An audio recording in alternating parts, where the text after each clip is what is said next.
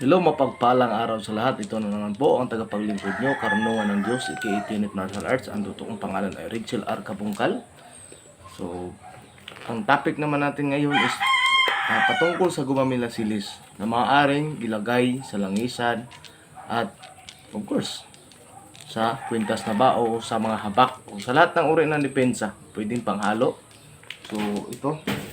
Kung pansin nyo, malaki to. So, hindi siya mailagay sa garapa. Pero meron po tayo mga maliliit. So, pwede siyang ilagay sa garapa at bao. So, ngayon, tutunghayan po natin o ipagbibigay alam ko sa inyo kung ano nga ba ang istorya ng gumamilasilis. So, bago ko itala, sana po ma-like and share and subscribe po ninyo ang video natin para po masundan nyo pa ang susunod na kabanata na ibabahagi kong kaalaman sa inyo. So, ngayon, mga kaibigan, meron po tayong libro dito. So, maraming klaseng libro. So, dito tayo specific sa gumamilasilis. Ano nga ba ang katotohanan sa gumamilasilis? So, maliban po sa mga history, mga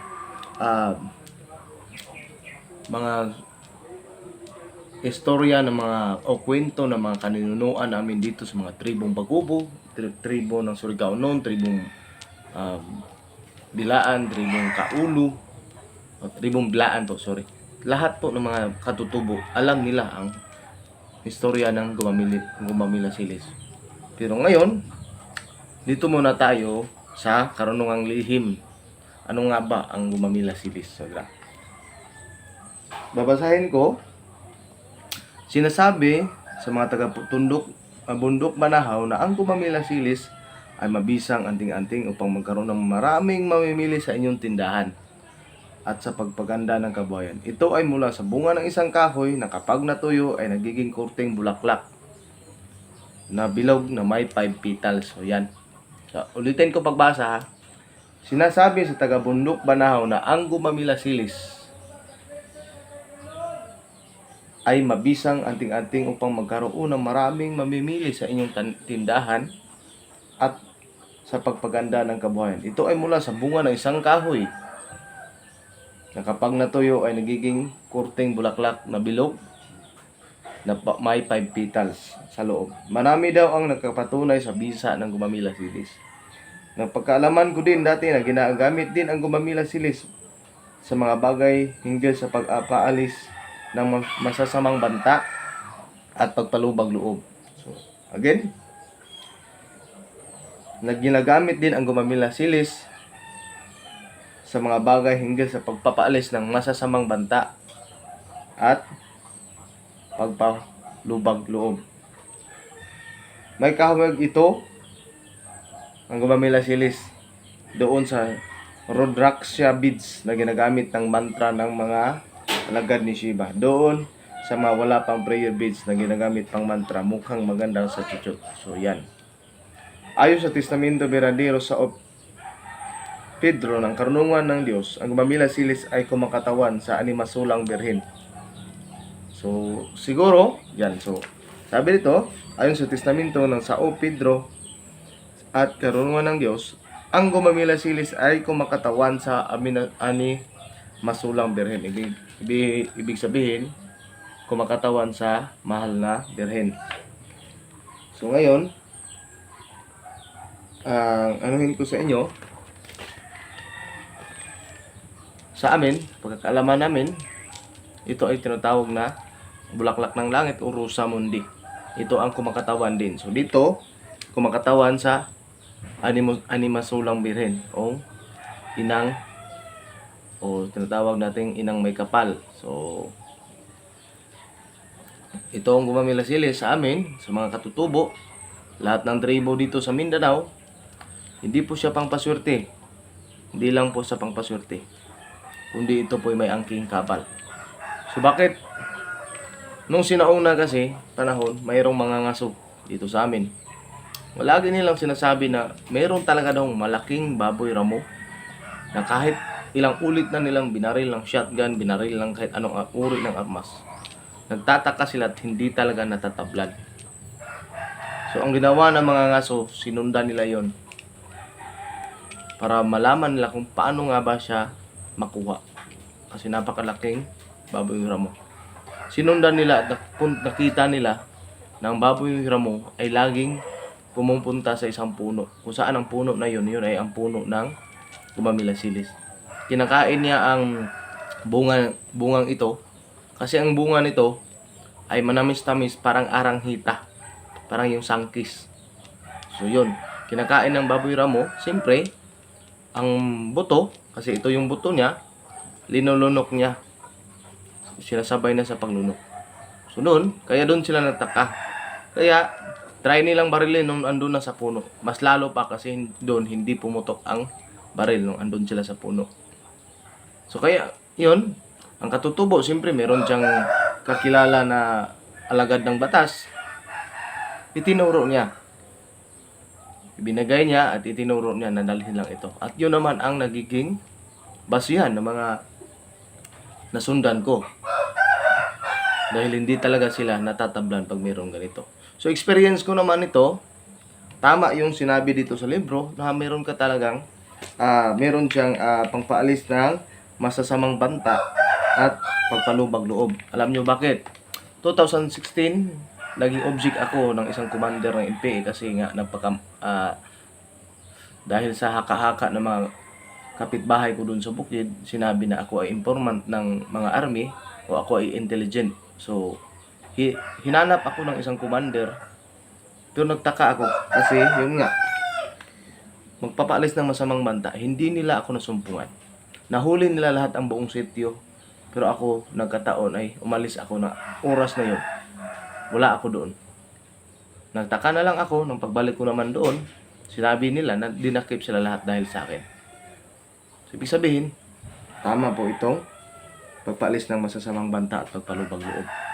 Ngayon naman, para talaga mas malinawan kayo anong talaga ang experience dito, meron akong isang sundalo na nung hindi pa siya sundalo, lagi siya dito sa bahay. Siya yung parang nagiging apprentice. Pero hindi patungkol sa karunungan, kundi tinuturuan ko siya ng boxing at saka karate.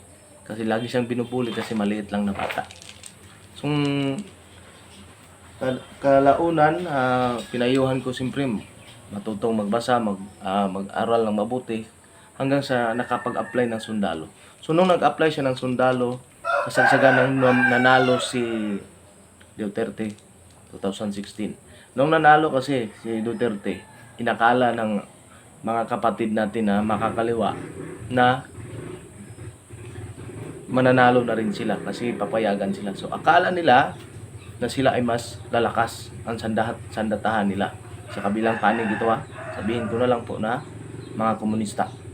Ngayon, dahil doon, pinapalakas nila dito sa aming barangay, siyempre dahil itong barangay namin is red tag o red barangay. Ibig sabihin, meron talagang lumalabas, pumapasok na mga rebelde. So, kasagsagan nun, silang lahat ay nagsibaba dito.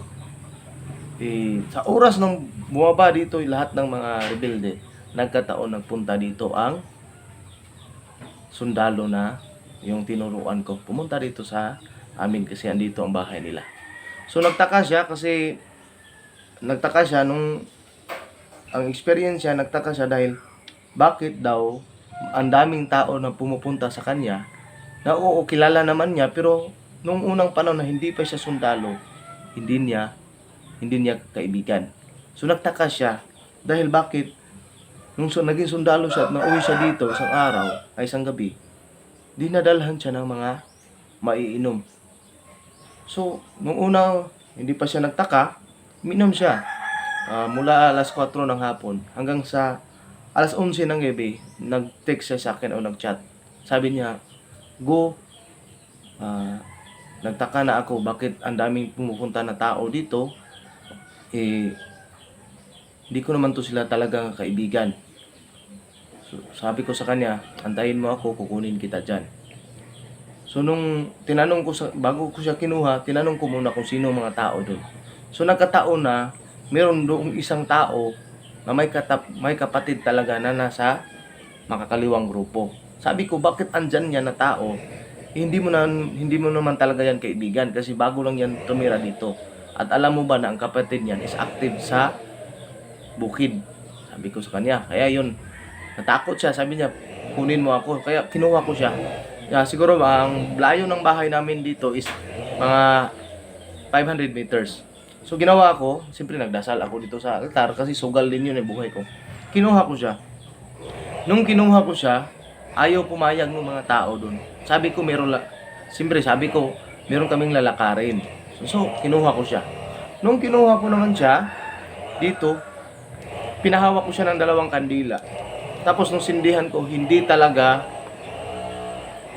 umilaw hindi talaga nagsindi sa kandila yung posporo. Ayaw talagang tinataw na hindi talaga siya nagkaroon ng siga ang kandila. Kahit pa ilang ulit ko pa siyang sinindihan. Kaya ginawa ko, dasal ako ulit. So, sabi ko, tambay ka dyan kasi signos mo. Kaya yun, pinainom ko siya ng langis. Tapos nung pinainom ko na siya ng langis, nagtaka na ako. Sabi ko, sige, sindihan mo na. Nung sinindihan ko uli, yun, nagkaroon na ng siga. Umilaw na ang kandila. Kaya sabi niya sa akin, paano to bro? Paano to go? Go, tawag sa amin is amigo eh. So sabi ko sa kanya, sige, idikoy natin. Sabi niya, sige. Alis kami, angkas siya sa motor ko, lakas ang takbo ko pababa ng bayan. Pagka nakakita ako ng mayabong na damuhan, binangga ko doon ang motor. So takot siya. Sabi niya, bakit mo ginanon ko? Hayaan mo lang yan. Tapos sabi ko, iwan natin tong motor. Iniwan ko talaga ang motor ko. Tapos talagang tumbang-tumba. Hindi ko talaga pinatayo. Tinumba ko talaga ang motor. Iniwan namin. Sabi ko, uwi tayo sa bahay. Kasi sinabi ko sa sarili ko, kung aalis ako, baka maambos kami. Kaya andito naman ang puwersa ko kasi andito ako sa bahay. Kaya yun, palihim kami na bumalik dito. Ano, pag dating namin dito, sabi ko sa kanya, kung mayroong mga maririnig na tapak ng tao o mayroong mga tatawag sa iyo, huwag kang sasagot. Ayun, dito kami. So, kaawa naman ng Panginoon. Totoo talaga, meron talaga mga taong maaligid sa bahay. Tapos may tumatawag sa kanya. Sinabi ko lang, huwag ka lang sumagot. Ako noon is dasal lang ako ng dasal dito sa loob. So, yun po ang doon, hindi pa siya basta-basta naniwala doon. Pero siyempre, nung pangyayari, ginawan ko siya agad ng gamit. So, ang ginawa ko sa kanya, kasi ayaw niyang maniwala sa mga medalyon at kwintas, binigay ko sa kanya is gumamila silis. Alam niyo ba ilang piraso? 3 piraso lang po. Sabi ko sa kanya, ang isa ilagay mo sa bulsa, ang isa ilagay mo sa bag, ang isa ilagay mo sa kwintas para pag may putukan, sabi ko sa kanya, ganitohin mo lang. Sabihin ko, ilagay mo lang sa bibig mo pag may putukan. Kasi pagkakaalaman ko na pag mailagay sa bibig mo, hindi yan basta-basta puputok ang baril pagkaharap mo ang buka. Pero pag nasa katawan mo lang, puputok yan pero hindi din tatalab. So yun, nangyari doon, umuwi siya doon, nagkaroon din ng engkwentro. So nagtaka siya. Kasi sabi niya sa akin, hindi naman talaga ako naniwala noon sa'yo. Pero nagtaka talaga ako nung pumunta na nagkaroon sila ng encounter. Kasi yung sinabi ko sa kanyang 3, sabi ko na ilagay ang isa sa sa backpack niya, ang isa is ikwintas, ang isa sa bulsa. Pinag-isa niya sa bag. Inaambo sila. Sa likuran nagdaan yung putok. Nauna ang putok sa likuran nila. So pinadaan sila ng mga rebelde at sa likuran sila binaril. So nagtaka siya. Talagang siyempre maliit siya na tao eh. Pag matamaan ng bala yung backpack niya, talagang natutulak. So, nagtaka siya. Pero nung paglingon niya, yung backpack niya natamaan ng bala, kahit pa tinatamaan ng bala, hindi natablan. So ang ginawa niya, kinuha niyang backpack, doon siya nagtago kasi ang liit talaga na bata. Siguro mga 4'11 lang height niya eh. At napakaliit pa na bata. So yun, yung backpack niya, ginawa doon siya nagtago. So yung kasama niya, yun, tusak lahat, natamaan, halos mapilay yung kasabay niya sa paglakad. So yun ang experience niya. So siyempre nung umuwi siya dito, sabi niya, paano ba ito pag ganun? Sabihan ko sa kanya, sige dagdagan kita. So yun na, ginawan ko na siya ng kwintas. Pero kasama pa rin ang gumamila silis. So pangalawang engkwentro naman niya, doon na. Naputukan siya ng landmine, dalawa sila kasi by ano tinatawag one bag by two, tinatawag by pair kasi yan ay tinatawag sa sundalo is bag. Ibig sabihin dalawa kayo. Sabay sila ang leading, sila ang lead man. Ibig sabihin leading, sila yung nauuna sa operation. Pumutok yung landmine. Automatic pagputok ng landmine, siyempre, naitapon sila. Ang layo ng tinapunan nila. Pag siyempre, sabi niya sa akin, nawalan siya ng malay ng sandali. Yun, siyempre sa lakas ng impact ng landmine. Yung kasama niya, hanggang sa ngayon, sa kasalukuyan, nagpapagamot pa siguro sa Bilona. Pero almost 4 years na pong ginagamot. Pero siya po, nagtaka lang siya, nawalan siya kasi ng pandinig. Nung magkaroon na ng kwentro, siyempre pumutok na ang landmine, palitan na ng putok ang rebelde at mga sundalo kasama niya. Yung official niya tumawag, Salvador Paraiso, ganun, on the spot. At pati yung kasama kasi akala nila silang dalawa patay na talaga. So yun, nung tumawag, wala na. So ang isip ng mga kasama niya, wala na sila patay na So nakikipagpalitan na lang ng baril para sinisikap na makuha sila. Kasi ganoon naman talaga ang sundalo, kukunin yung kasama. Nagtaka yung official niya kasi siya bumangon. Bumangon siya dahil nawalan siya ng pandinig kasi sa lakas ng nabingi siya ng sandali. Hindi niya alam na may putukan na nangyayari. Kasi para siyang nawala sa mundo ba. Nung tumayo siya, naghanap siya ng kanyang baril. So hinanap niya. So magkabilaan, nasa gitna siya, dito ang kalaban, dito ang sundalo. Palitan ng putok, siya naglakad-lakad sa gitna. Kasi hindi niya alam na may putukan. Ang hinanap niya baril niya. So nung tinakbuhan siya ng kasama niya, pinadapa siya. Nung pinadapa siya, nagtaka siya. Bakit may putukan? Hindi niya alam na nasabugan. Parang nawala siya sa nawala siya sa balanse sa sobrang lakas ng impact. Ayun, nawala yung niya, yung bang essence niya sa yung instinct niya para sa pagiging sundalo. Parang nawalan siya ng dahil din sa lakas ng impact ng landmine. Kaya yun, pinadapa siya, sinabihan siya na tatamaan kayo. So nagtaka yung kasama niya kasi pinuntahan siya. Akala ng kasama niya is marami siyang tama kasi landmine Expected talaga yung spot sila. Natawa sila dahil walang galos. Kalain nyo nun, hindi siya nagalusan. Kaya yun, mayroong stop it na yung tinatawag na K3. Hindi pumutok. Mayroon kasi din sa kabila na may rebelde din na may gamit din. Kaya talang hindi nila magamit ng mga opisyal niya. Ang ginawa niya, kinuha niya. Nagtaka siya, maniwala kayo sa hindi kahit siya. Talagang sinabi niya yan. Maniwala ka sa hindi. Sabi niya sa akin, maniwala ka sa hindi. Nung hinawakan ko ang baril, hindi pa napasok yung daliri ko sa gato o sa trigger, pumutok na ang baril. Ibig sabihin, pumasok na pala ang gabay sa kanya. Lumakas ang fighting spirit niya. Yun. Pag putok ng K3, siyempre, takbuhan lahat ang kalaban. Kasi pag K3 ang tuminig, talagang walang maiiwan na dyan. Kasi siguro ganito lang.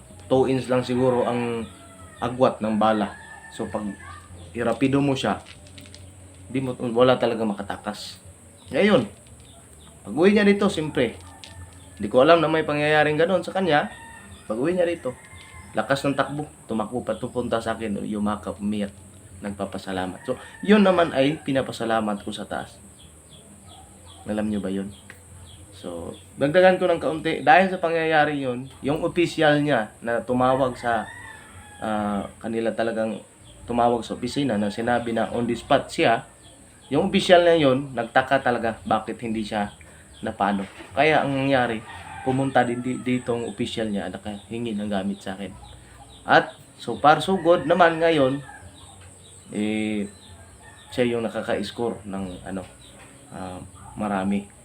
At naging official na rin talaga yung official na mas tumaas pa ang ranggo. Kasi laging nakakukuha, laging ng commander. Yan. So hindi ko na po baka po ma-open na po ang kabila. So yan, mapagpalang araw. So sana po ay naganahan kayo. Basta sa akin, ang Gumamela Silis, Hindi lamang po pangpaswerte, ito din ay depensa, pangpalubag loob, pampawi ng galit, at of course, depensa, kabal sa katawan. Yan lang. Ito lang sasabihin ko ito sa inyo. Kung gusto nyo talagang magkaroon, matuto kayong maghanap sa liwanag at manalig sa amang may kapal. Mapagpalang araw at maraming salamat. Hanggang sa muli mga kaibigan.